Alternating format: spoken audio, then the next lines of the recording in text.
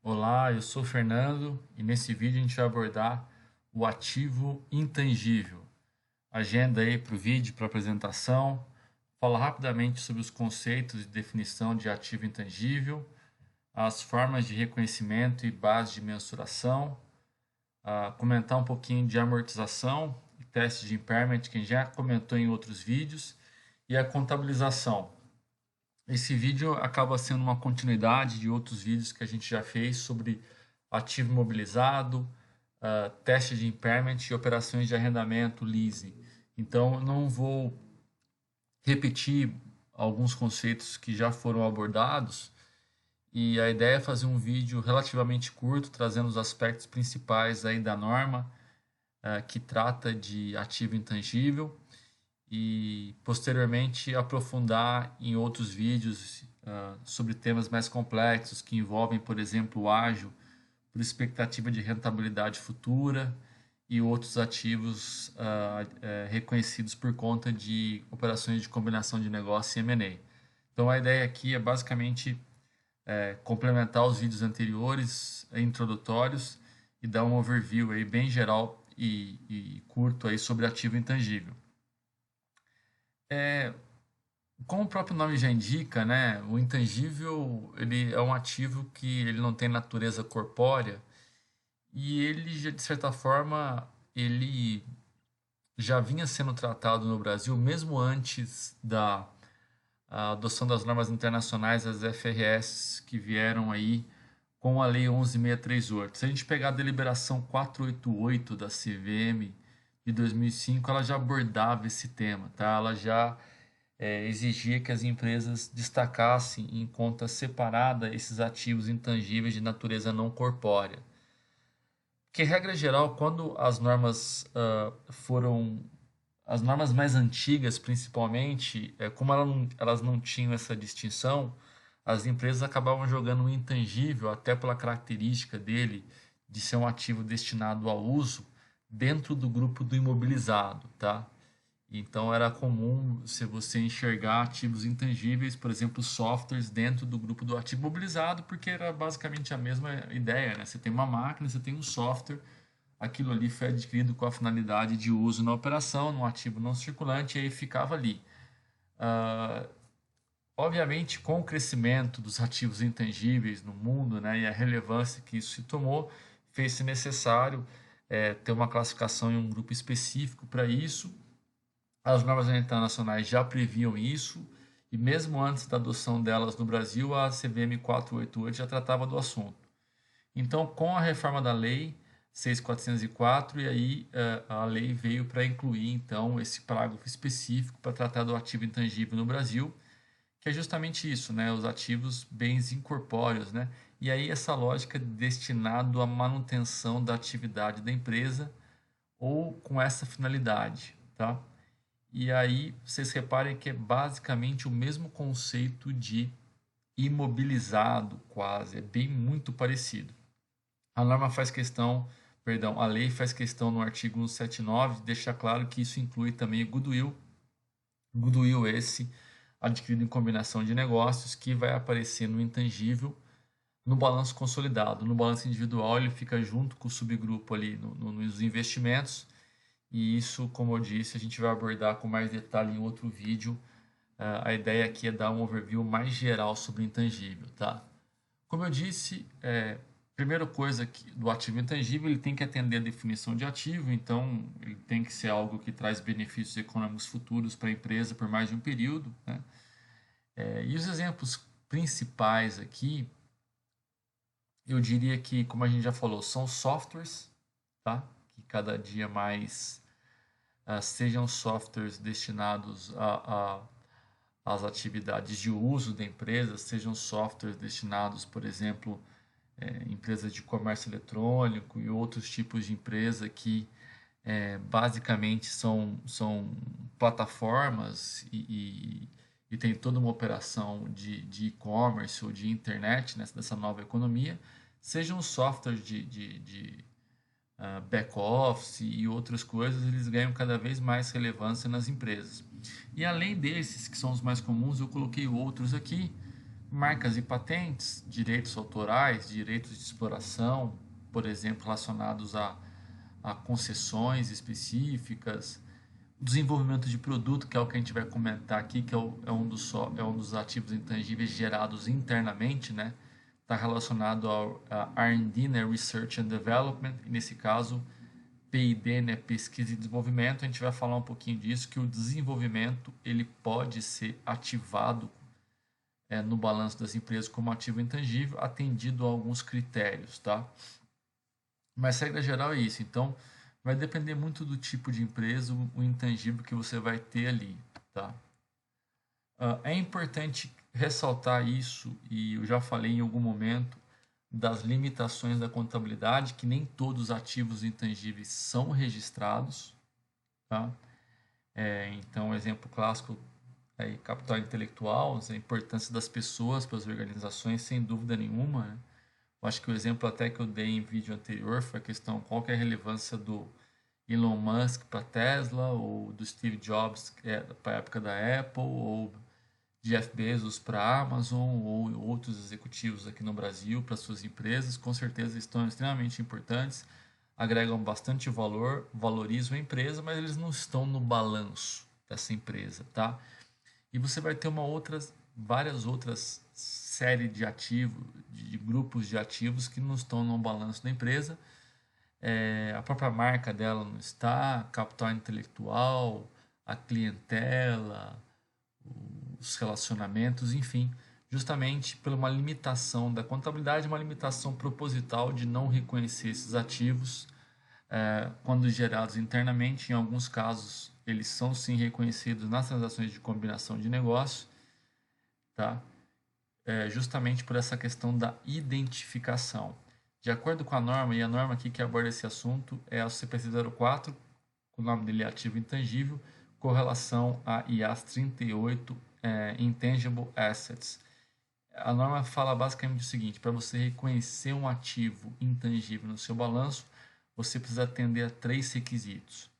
E o controle e benefícios econômicos futuros, eles são requisitos, inclusive comuns a todos os outros ativos.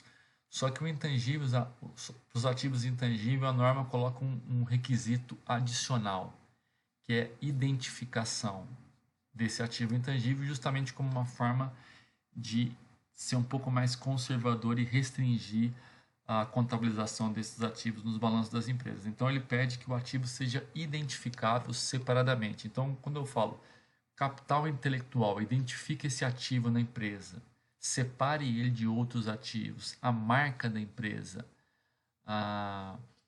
Muitas vezes isso não é identificado, ele basicamente ele está junto de outras coisas, o que limita justamente o seu reconhecimento. Agora, quando você tem uma transação de M&A, você tem uma combinação de negócios e você paga por isso, você valida isso através de um preço, a norma sim permite o reconhecimento desses ativos, tá?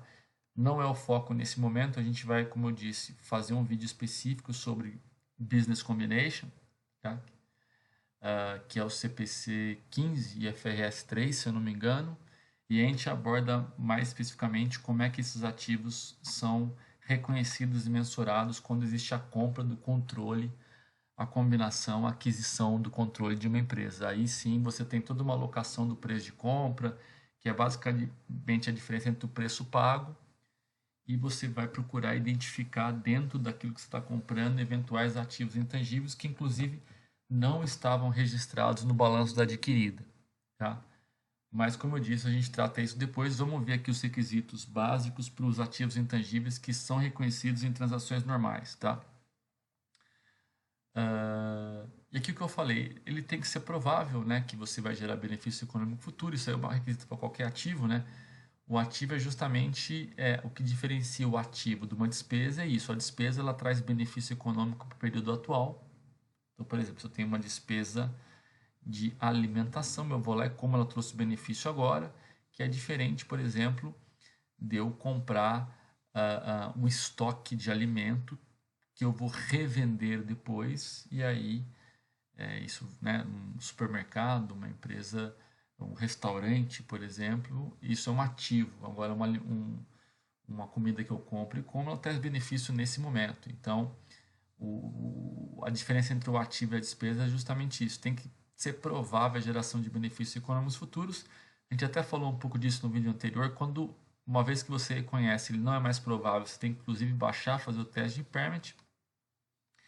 E o custo, ele deve ser mensurado com confiabilidade. Esse é um dos principais motivos, se não o principal, pelo qual você não reconhece, por exemplo, o goodwill, o ágio, né, essa mais-valia da empresa, a marca dela, porque você não consegue muitas vezes mensurar com confiabilidade, né? A marca é algo, mensurar a marca é algo subjetivo. Diferente quando você vai adquire a marca, você vai lá, pagou e validou isso numa transação entre partes independentes. A base de mensuração do intangível, como a gente falou, é a mesma do ativo imobilizado, né?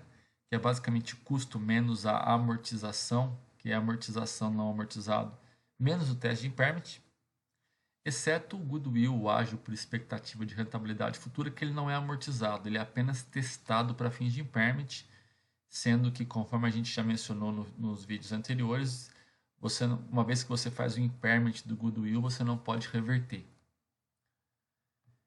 E aqui as três formas de reconhecimento do ativo intangível, né?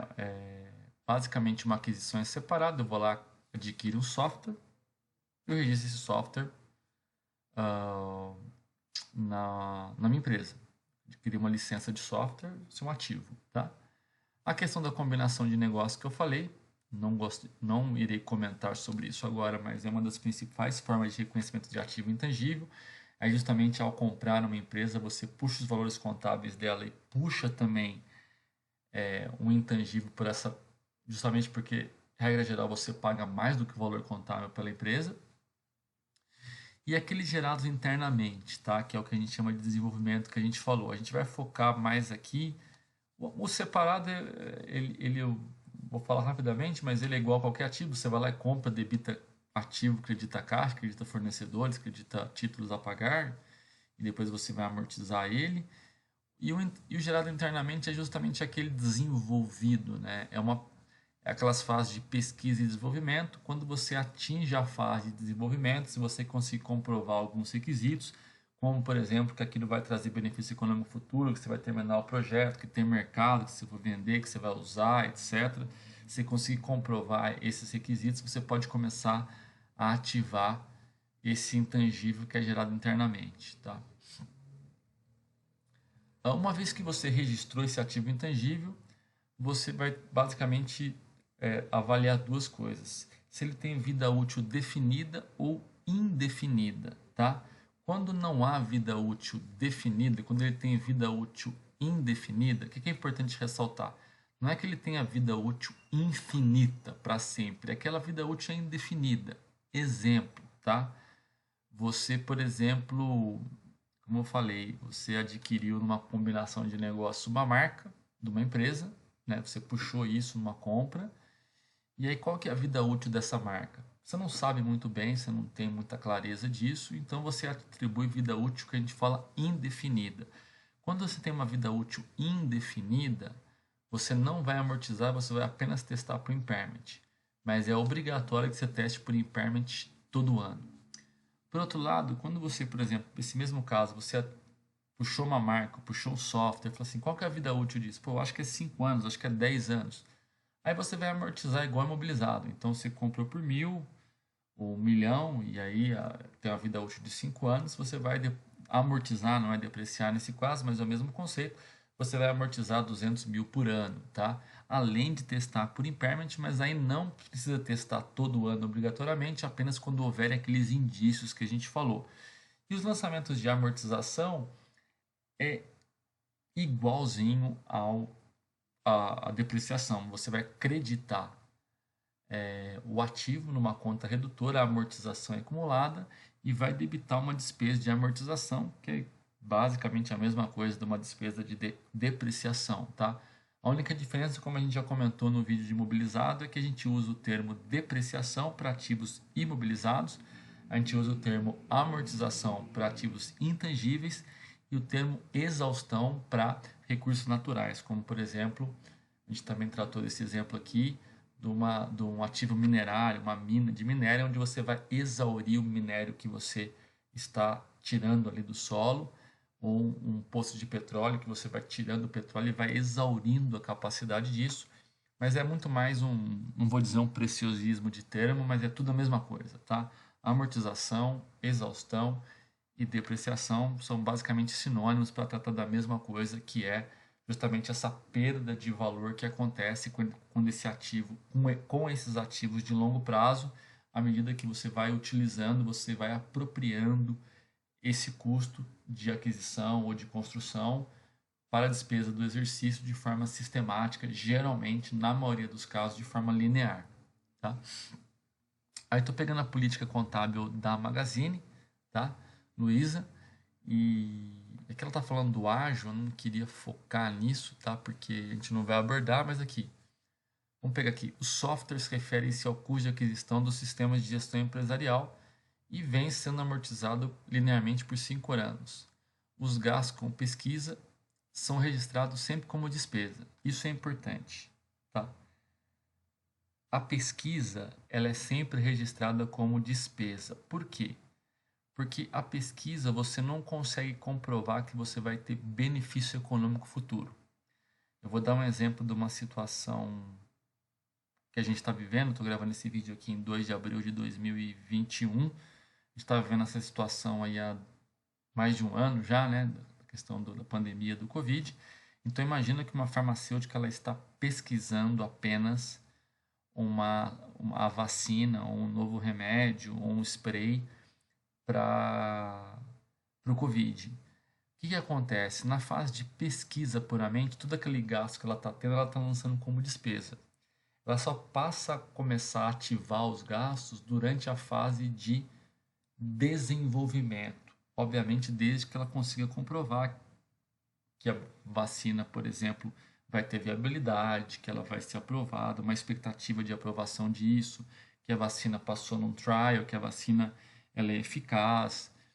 Quando houver muitas incertezas, você continua tratando como despesa, mas quando você consegue comprovar que vai trazer benefício econômico futuro, porque no final do dia você vai tratar isso como ativo. Então, volta aquela definição de ativo que a gente falou. Então, quando você consegue comprovar que aquilo sim vai trazer benefício econômico futuro, aí você passa a ativar. E é o que a Magazine está falando aqui. Olha lá. Os gastos com pesquisa são registrados como despesa quando incorridos e os gastos com desenvolvimento vinculados à inovação tecnológica são capitalizados. Se, if, tiverem viabilidade tecnológica e econômica. Isso que é importante. Não basta só desenvolver. Se não tem viabilidade econômica nem tecnológica, joga para despesa, senão você vai inchar seu ativo com algo que você vai ter que baixar lá na frente, né? Porque não vai ser um ativo vazio, um ativo que não traz benefício econômico futuro. Então, nesse caso, quando atende a esses critérios, ela corretamente capitaliza isso e vai amortizar isso pelo período no qual eles vão gerar benefícios econômicos futuros dentro do grupo de despesa operacional, tá? Enquanto não são encerrados, tais projetos são controlados em grupos de projetos em andamento. Olha lá. Ativo intangível, Magazine consolidado, ela tinha 1,5 bi em 2019 e tem 1,8 bi em 2020. A principal conta aqui, o que a gente não vai tratar, tá? Desculpe, eu estou falando isso repetindo, mas é que esse tema aqui, se eu começar, tem que fazer um vídeo de 4 horas, mas isso aqui é basicamente um ágio, tá? Que tem 1 bilhão aqui de 1.800, é ágio, que é o goodwill que a gente falou na aquisição de empresas, tá? É uma mais-valia, é um valor pago a maior do que o valor contábil e ativos líquidos, tá? Nas aquisições, nos M&As. Ela tem fundo de comércio, ó, carteira de clientes, tá? Isso aqui também basicamente veio via combinação de negócios, ó, repare, ó, adições para aquisição de controlados, olha só. Só no exercício de 2019, ó, ágio, carteira de clientes. Repara que não é a carteira de clientes da Magazine, essa também não é, porque essa ela não pode contabilizar. Essa carteira de clientes vem da compra de empresas, tá? Que ela adquiriu o controle. Software, tá? Esse sim, muito provavelmente pode vir adquirido das empresas, mas tem o desenvolvimento e os softwares dela, óbvio, uma empresa de e-commerce. Os projetos em andamento que a gente falou, ó, olha quanto foi adicionado no período. Isso aqui é CAPEX intangível da empresa. Está investindo 130 milhões por ano no quê? Projetos de desenvolvimento de intangível. Olha a relevância que isso aqui ganha. Marcas e patentes, a mesma coisa, ó, 55 aqui da aquisição, isso aqui, marcas e patentes. Muito provavelmente, as marcas com certeza vieram das controladas, patentes pode ser alguma coisa que ela tenha desenvolvido ou também vindo nas aquisições de controladas, mas com certeza a marca não é a dela, tá? Não é a marca da Magazine que está no balanço dela, é a marca das empresas que ela comprou. E outros. E aí você tem, ó, adições, que é no exercício, tá? Olha só, software, projeto em andamento. Só isso aqui está dando 170 milhões de CAPEX aqui, ó, de intangível. Isso aqui também é CAPEX de controlada, tá comprando empresas, né? Ó, a amortização no período, repara que o software, ó, tem um volume grande, mas ele amortiza rápido, ó. Ele amortiza rápido também. Carteira de clientes. E por que isso? Porque tem a questão que a gente falou lá na depreciação, que tem relação com isso aqui, que é a vida útil desse negócio, né? Você não vai depreciar, amortizar um software em 20 anos mais. É igual comprar um celular, uma tecnologia que você compra que fica obsoleto. Você acaba tendo que comprar outro depois, trocar, para garantir que você está aí usando o seu nível tecnológico, a sua matriz aí tá up to date aí para prover o melhor serviço para o cliente, nesse caso, ou também nos sistemas gerenciais, como eu falei, que é toda questão de back-office, tá? Então é isso, o intangível é basicamente isso, e aí eu vou dar um exemplo aqui, por exemplo, de uma empresa, como é que ela faria o desenvolvimento de software, tá? Uma empresa supõe um investimento de desenvolvimento de um novo produto que consumiu 120, o prazo de amortização 5 anos, tá? O que você vai fazer? Basicamente o que a gente já viu no mobilizado, né? Você vai pegar 120 aqui, dividir por 5, no caso é linear, e vai lançando isso como despesa, ó. E a contrapartida disso, depreciação, perdão, eu sempre falo depreciação, ó, amortização acumulada, tá? Então você deprecia, amortiza aí, falei de novo, contra débito no resultado, tá? Aqui, obviamente, a amortização below EBITDA, né, despesa operacional, o grupo das despesas operacionais, geralmente administrativa ali, mas no cálculo do EBITDA fica abaixo, né, porque é a amortização. E aqui o acumulado é de tal forma que no balanço fica o líquido, tá? Fica o desenvolvimento menos a amortização acumulada naquele período. E é isso, pessoal. Realmente o vídeo foi bem introdutório. Por dois motivos. Primeiro, porque muitos dos conceitos aqui eu acabei tratando também em outros vídeos, já que o tangível é bastante similar ao imobilizado, basicamente a mesma coisa em termos de conceito, o que muda é a natureza corpórea de um e a não corpórea de outro. E também, como eu já falei de testes de impairment em um vídeo específico e falei também de operações de arrendamento, leasing em outro, eu não quis repetir isso, tá? Então, para quem quiser aprofundar um pouco mais nesses assuntos, é recomendável que dê uma olhada nesses outros vídeos. E os assuntos mais complexos, como eu disse, para não misturar, haja vista que esses vídeos eles se referem à contabilidade introdutória, né? Contabilidade 101 aí que eu estou chamando, a gente deixa para aprofundar na sequência, tá? E aí eu me comprometo aí a fazer alguns vídeos de combinação de negócio, mostrar umas operações e como que surgem esses ativos intangíveis quando a gente faz operações de M&A.